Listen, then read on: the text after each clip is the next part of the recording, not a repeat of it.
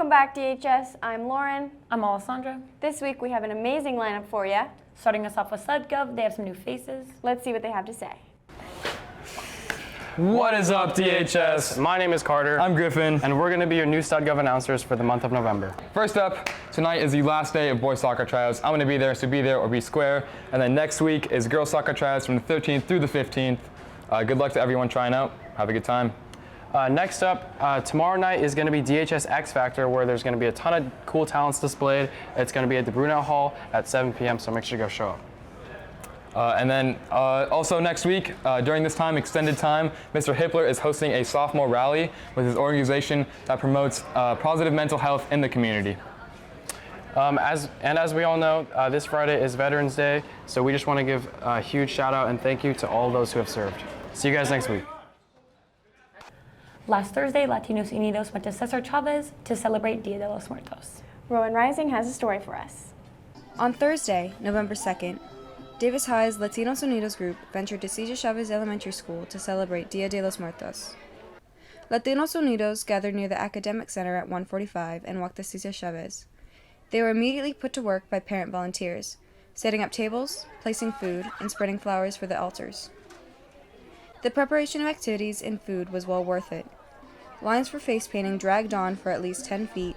Kids waited impatiently for a turn at the modified cornhole and ran up to the free snacks offered by the Latinos Unidos group. All this effort was to honor the dead on November 1st and 2nd, a tradition stemming from Mexican culture. Claudio Cisneros, the main parent volunteer at the event, has much experience with Dia de los Muertos. There are essentially two different areas of the tradition that we create. There's the more celebratory side, where you celebrate life, you play with death, and things become topsy-turvy in some parts of Mexico. And then there's the other more somber aspect, the remembrance of deceased loved ones. Traditional Mexican dance started up around 3 p.m., with local dancers performing to La Raspa. Later, younger girls displayed their talents too, clicking and tapping their feet to the rhythm, their ranchera dresses mesmerizing the crowd.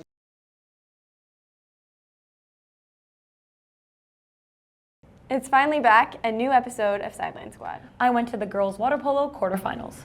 Let's take a look.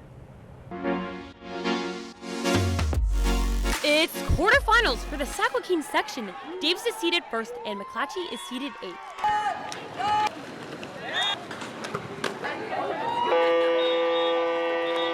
That ends the first quarter. Davis leads 8-0.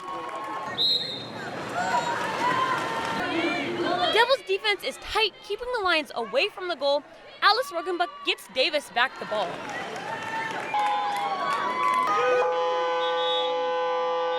Mila Kimball passes the ball to Rogenbuck, who is money, scoring us the first point in the third quarter.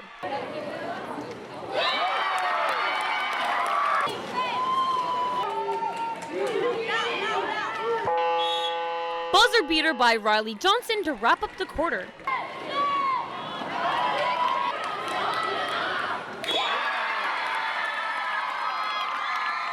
All I gotta say is scoreboard. And that's game. Davis wins 20-4, advancing to semifinals next Tuesday.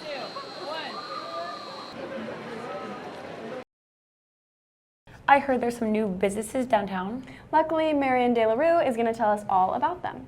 2 weeks ago, a new vintage store called Yesterday opened in Davis on E Street. We acquired the keys on September 20th, and we quietly soft opened on the 18th, and then hard opened and had our grand opening on the 20th. The shop is co-owned by a group of 4 young thrift lovers.